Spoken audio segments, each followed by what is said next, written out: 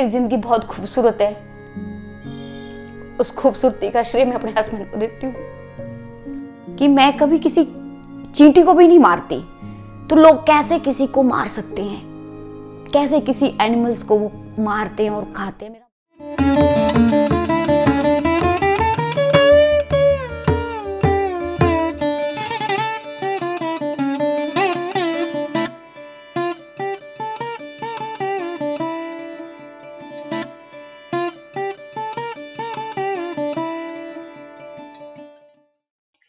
मैं शिवानी ठाकुर फ्रॉम लुधियाना। मैं अपना एक्सपीरियंस ये सोचती हूँ कहाँ से शुरू करूँ और कहाँ ख़त्म करूँ, मुझे नहीं पता, पर फिर भी आज मैं बोल रही हूँ कि मैं राम शरणम से जुड़े हमें 25-26 साल हो गए और बहुत ही आनंदमय लाइफ हमारी रही। हमने अपने जीवन को इतना अच्छा, मतलब मेरे और मेरे हस्बैंड ने एक 24-25 साल की उम्र से हम लोग इस लाइन में आ गए थे, आध्यात्मिक लाइन में। जब से राम शरणम से जुड़े, सत्संग में जाना, सत्संग से आना और हर छोटा मोटा प्रोग्राम ज्वाइन करना, मतलब एक स्पिरिचुअलिटी की जो एक, मतलब एक आध्यात्मिकता की जो बीज था वो हमारे मन में, मेरे मन में ख़ास तौर पे तभी बीजा गया जब मैं राम शरणम से जुड़ी। ठीक है, व्रत करते थे हम जब छोटे थे, बच्चे थे, कॉलेज में पढ़ते थे, पर वो सिर्फ व्रत इसलिए होता था कि हमें जा करके भी चलो भगवान से ये चीज़ मांगनी है तो चलो व्रत कर लेते हैं, ये व्रत कर लो, ये व्रत कर लो, हमें ऐसा था बस। पर जब हम राम शरणम से जुड़े, सत्संग से जुड़े, तो एक अच्छे लोगों से मुलाकात हुई। जिन लोगों के साथ मैं उठी बैठी, उन लोगों ने मुझे बहुत सपोर्ट किया। जैसे मतलब कहते हैं ना कि कोई आपका हाथ पकड़ के आगे लेके जा रहा था और हम ऐसे से जाते जाते आगे बढ़ते गए। फिर एक दिन ऐसे हुआ कि राम शरणम में भी मेरे साथ ऐसे से अनुभव हुए कि जो पिताजी महाराज हैं उनसे हमने दीक्षा ली और इतना प्यार उनका था, इतना प्यार उनका था कि आज भी मैं उनके प्यार को याद करती तो मेरे रोंगटे खड़े हो जाते हैं। सारी संगत का इतना ज़्यादा प्यार, पिताजी का इतना प्यार। उसके बाद राम शरणम में भी कई बार मेरे साथ ऐसे अनुभव होते थे कि अगर मैं राम शरणम में कहीं सत्संग में बैठी हूँ तो मेरा जो है, मेरी बॉडी ऊपर हो जाती थी और मेरे को लगता था कि सब सत्संग खत्म हो गया और मैं नीचे नहीं आ पा रही हूँ, सब लोग चले जाएंगे और मैं बैठी रह जाऊँगी, ये क्या हो रहा है मेरे साथ। लेकिन मैंने इस चीज़ पे ध्यान ही नहीं दिया। मैंने सोचा कि चलो जो है ठीक है, कोई गौर नहीं किया इस चीज़ पे, चलो अपनी एक अच्छी लाइफ चलती रही हमारी। धीरे धीरे कितने साल निकल गए ऐसे ऐसे, और कई बार मन होता है कि ध्यान करेंगे। तो एक मेरी फ्रेंड है भारती, जो उनके मम्मी हैं वो मेरे बहुत क्लोज हैं। तो उसने मुझे 1-2 बार कहा कि दीदी आप ना ऐसे ध्यान करा करो, ऐसे। वो मैंने उसको देखा वो ध्यान करती थी, तो मैंने उसको कहा कि चल मेरे को भी कराना एक बार उसके साथ मैं बैठी ध्यान करने। तो उस दिन नेचुरल मेरा थोड़ा सा ध्यान लग गया और मुझे एक भजन था, उसके लिरिक्स भूल रहे थे, तो वो मुझे लिरिक्स याद आ गए। मैंने कहा यार ये तो बहुत अच्छी चीज़ है, मैं ना इसको करके देखती हूँ, और जो इसके मेरे को तो लाइनें याद आ गई हैं इसकी।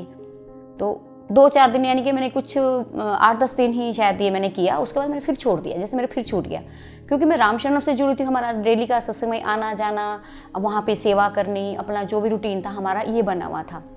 लेकिन अंदर एक थी कि हमने ध्यान करना है। धीरे धीरे जैसे कई बार हमने ब्रह्मा कुमारी के मेडिटेशन का सॉन्ग्स लगा देना, मेडिटेशन के सॉन्ग करने, उस पर ध्यान लगाना, तो मेरा ध्यान जुड़ जाता था। लेकिन मैं उस चीज़ को अंदर तक महसूस नहीं कर पाती थी। वो जैसे जुड़ा, उसके बाद मैं उसको लेट गो करना, छोड़ देना, फिर और आगे अपने ही इसमें करने से जाप कर लिया, अमृतवाणी का पाठ कर लिया, सब कुछ करने लगी। और जब तो ये कोरोना आया, वाह, इस कोरोना ने तो ज़िंदगी ही बदल दी। कोरोना आया तो हम लोगों ने जैसे एक रूटीन बना लिया था कि हम सुबह इतने बजे उठेंगे, पहले हम अपना मेडिटेशन जाप करेंगे। मेडिटेशन का थोड़ा बहुत हम करने लग गए थे अपने आप से ही, यूट्यूब में देख के कि यूट्यूब में कोई अच्छी वीडियो आती है तो हम उस वीडियो से मेडिटेशन करने लगे। कभी किसी का कर लिया, कभी किसी का कर लिया, कभी किसी का कर लिया। अच्छा, वो ख़त्म हुआ हमारा। उसके बाद हम लोग जब कोरोना हुआ शुरू, तो हम लोगों ने एक रूटीन बनाई कि सवेरे हम इतने बजे ये करेंगे, मेडिटेशन करेंगे, उसके बाद हम लोग अपना पाठ कर लेंगे, उसके बाद हम वॉक करेंगे, बैडमिंटन खेलेंगे। ऐसे हमने रूटीन बनाई और हम 11 से 12 के बीच का हमने टाइम ये लिया था कि हम चक्रा हीलिंग्स करेंगे।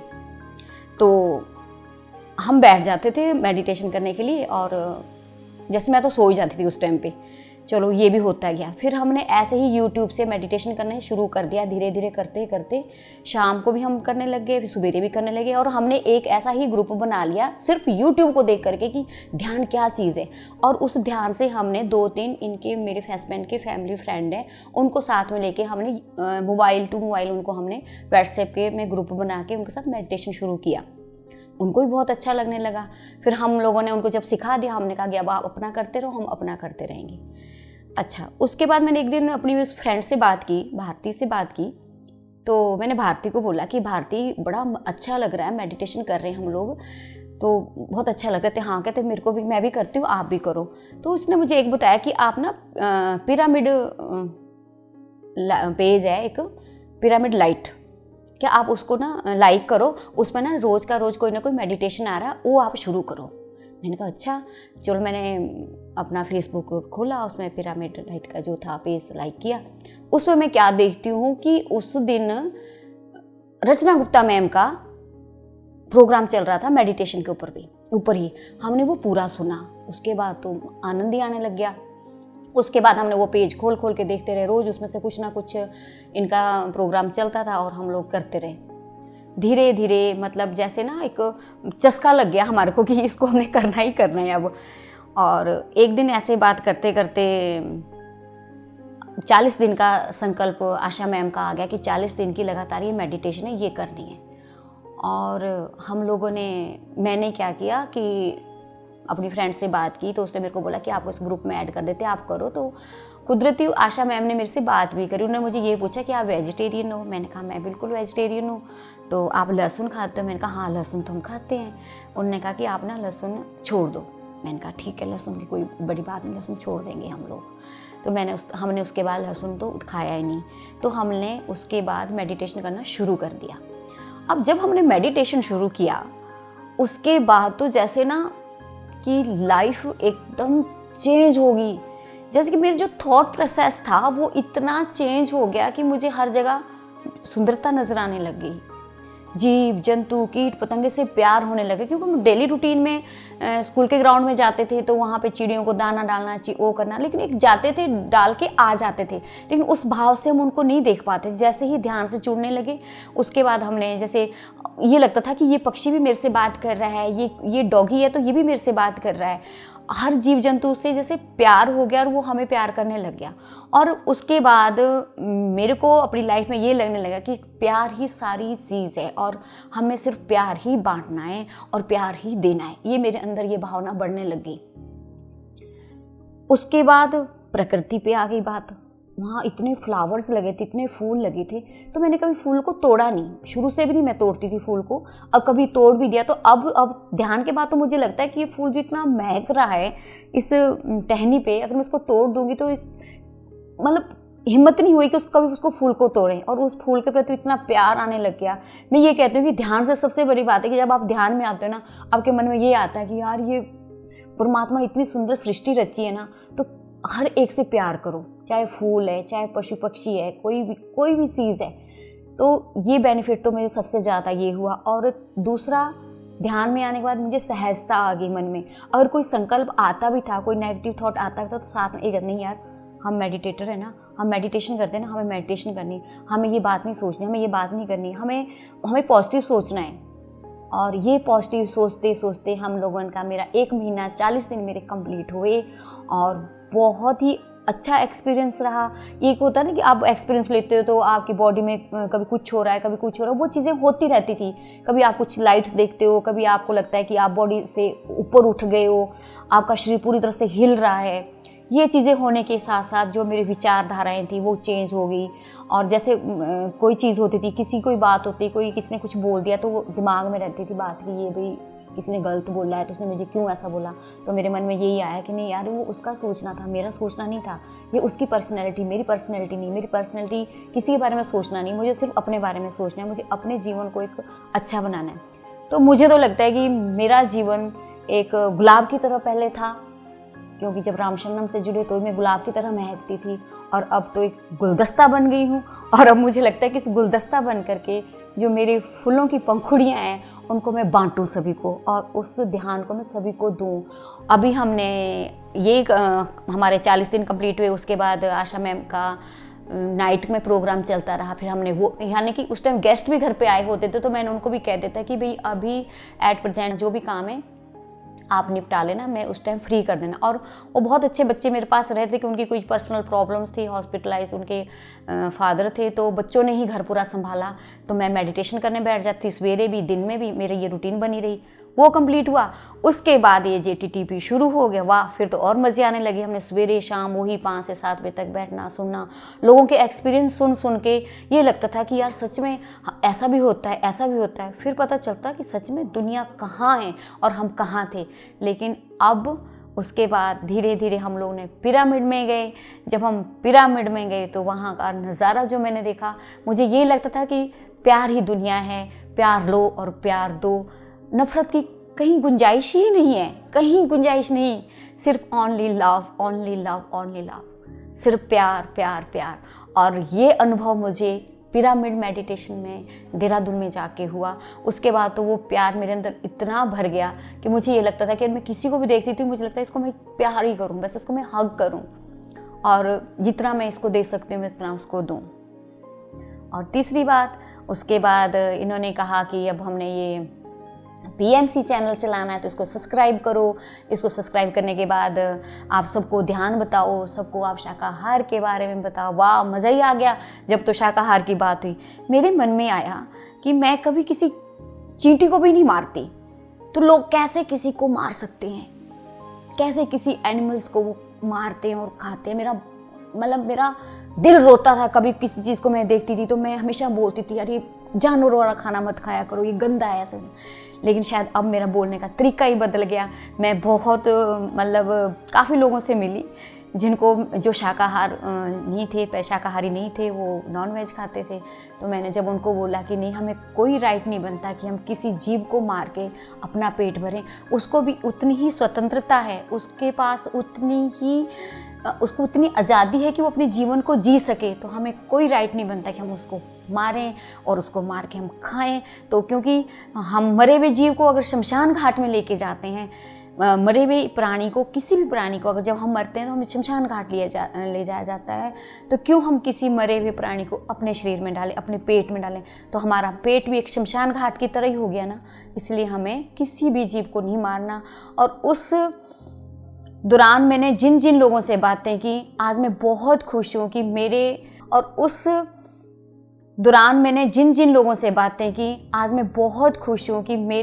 जो मैंने सीखा, मैं ये नहीं कहती कि मैं जिन महापुरुषों से या जिन मास्टर्स ने, और ये भावना तो मेरे शुरू से ही मन में थी कि शाकाहार होना चाहिए। और जब मैंने ये सुना कि सिर्फ शाकाहार का प्रचार और सिर्फ हिंदी का प्रचार होना चाहिए कि हिंदी में लोगों को ज्ञान मिले, इससे बढ़कर मुझे कोई खुशी नहीं हुई। क्योंकि हर किसी बंदे को इंग्लिश नहीं आती, वो इंग्लिश में नहीं समझ पाता। उसको होता है कि अगर हिंदी में होता तो मैं इसको अच्छे से समझ पाता। ये मेरा संकल्प था और वो संकल्प भी मेरा पूरा हुआ कि वाह, ये तो हिंदी में ही आ रहा है, इसको तो मैं भी अच्छे से समझ सकती हूँ। और जो मेरे कुछ फ्रेंड्स हैं जो इंग्लिश नहीं अच्छे से समझ पाएंगे, वो भी हिंदी को अच्छे से समझेंगे, इस ज्ञान को अच्छे से लेंगे। और साथ में शाकाहार आ गया। जब शाकाहार आया तो मुझे लगा कि सृष्टि में जितने भी जीव जंतु हैं जो स्वतंत्र रूप से जीना चाहते हैं, वो स्वतंत्र होकर जिएंगे। और एक प्रकृति की ये की सुंदरता है, जीव जंतु कीट पतंग जब उड़ते हैं, चहचहाते हैं, तो ऐसे लगता है कितना अच्छा। आप घर पे अगर डॉगी भी आता है ना, वो आपको कितना प्यार करता है। और कोई भी जानवर आप इसको पालते हो, वो कितना आपको प्यार करता है। जब हम उनसे प्यार करते हो तो सच में लगता है कि परमात्मा कहीं दूर है ही नहीं, वो तो आपके पास ही है, उसी के अंदर है। जब आप उसके अंदर प्यार करने लगते हो, तो मुझे एक तो ये जो हिंदी का आया, ये मुझे बहुत बड़ा संकल्प पूरा हुआ। दूसरा, शाकाहार का मेरे मन में भी आता था कि शाकाहार हो, कोई किसी को ना मारे, तो शाकाहार भी हुआ। और जब मैंने ये चीज़ लोगों तक स्पेंड करी, लोगों को बताई, तो आज मैं बहुत खुश हूँ कि 4-5 मेंबर्स ऐसे हैं जिन्होंने हमें बोला कि दीदी हमने छोड़ दिया है, मैडम हमने छोड़ दिया है, अब हम नहीं खाएंगे। तो मुझे लगता है कि मैंने इस 4-5 महीनों में जो भी मास्टर से, जो भी गुरुजनों से जो भी पाया, वो मेरा पूरा हुआ कि मैंने 4-5 लोग, कम से कम अगर मैं 4-5 महीने में 4-5 लोगों को ये कह सकती हूँ उनकी गुरु कृपा से कि तुम नॉनवेज छोड़ दो, इसमें कुछ नहीं रखा हुआ, कोई हक नहीं बनता, कोई हमें इतना सा मारे तो हमें कितना दर्द होता है। आप ये सोचो, आप किसी को मारोगे उनको कितना दर्द होगा। एक बच्चे की माँ से आप बच्चा छीन लेते हो, एक माँ का आप बेटा छीन लेते हो, कुछ भी छीन लेते हो, तो उनको कितनी तकलीफ होती है, हमें कितनी तकलीफ होती है। अगर हमारे बच्चे को थोड़ी सी लग जाए तो डेफिनेटली उनको भी दर्द होता होगा। वो मूक हैं, वो बोल नहीं पाते, लेकिन दर्द उनको भी होता है, पेन उनको भी होता है, लेकिन वो देखते रहते हैं कि हमारे साथ क्या हो रहा है। तो इसलिए मैं पत्री सर का बहुत धन्यवाद करती हूँ कि सर आपने जो ये संकल्प लिया कि शाकाहार जगत होना चाहिए, शाकाहार जगत होना चाहिए, तो इस शाकाहार से कितने जीव जंतु खुश होंगे और उनको कितनी स्वतंत्रता से वो अपने जीवन को स्पेंड करेंगे और वो खुशहाली से अपना जीवन जिएंगे। और हम लोगों का जो हमारी सात्विक वृत्ति है, शाकाहार वृत्ति है, जो हमारा ये शरीर है, वो बिल्कुल स्वस्थ रहेगा। क्यों? क्योंकि जब हमने शाकाहार भोजन खाना तो डेफिनेटली हम स्वस्थ तो रहेंगे ही। तीसरी बात, जो हेल्थ इश्यूज़ हैं, मैं थोड़ी सी मुझे बैक प्रॉब्लम भी रहती थी और मुझे नी प्रॉब्लम भी है, लेकिन अगर कभी थोड़ा बहुत नी का कभी थोड़ा जैसे चौंकड़ी मार के बैठती हूँ, पालथी मार के, तो थोड़ा सा मुझे कई बार लगता है कि मेरे पैरों में दर्द हो रहा है, लेकिन मैं उसको इग्नोर कर देती हूँ और मुझे लगता है कि मैं बिल्कुल ठीक हूँ।